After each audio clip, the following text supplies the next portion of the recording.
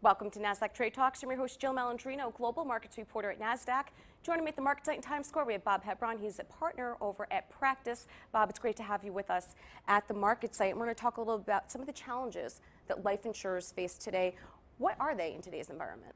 Well, the single biggest challenge, when you think about it, is a challenge to earnings that they've had, and that the interest rates over the last 10 years they've been able to earn on their bonds, which is the majority of their assets, are probably less than what they guaranteed their policy owners and what they had a credit on their policy. So they've been under huge amounts of earnings pressure.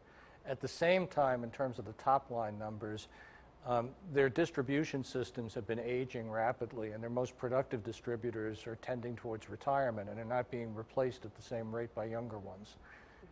So they're under pressure there. And now, most recently, they're really being hit on both fronts by a regulatory scheme that is really targeting the sales process and their distributors and some of the complexity around their products. So, and this is the DOL fiduciary rule and New York Regulation 187. That's what's really impacting. Right. For the first time and ever, really, with life insurance, there is now a de facto best practices rule that governs how the life insurance policy is sold. And that puts a lot of burden on the life insurer in that they're responsible ultimately, as well as their distributor, for compliance with that regulation and all the record keeping and other work that has to be done in association with it.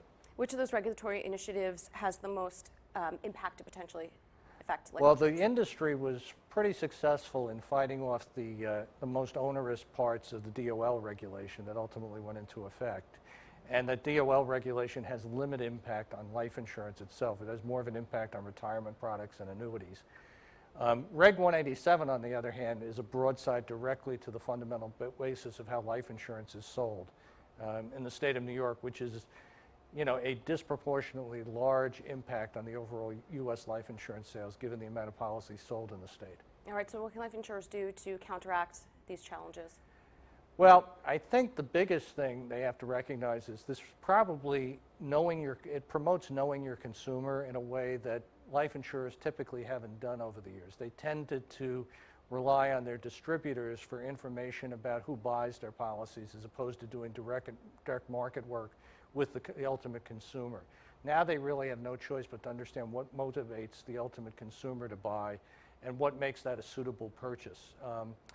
And then I think there's a challenge there in order to comply.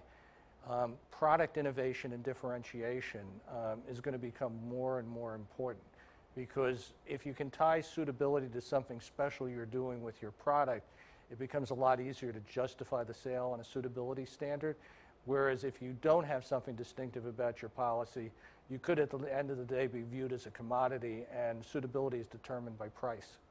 All right, thank you so much for joining us at Market Site. And thank you for joining me on Trade Talks. I'm Jill Malandrino, Global Markets Reporter at Nasdaq.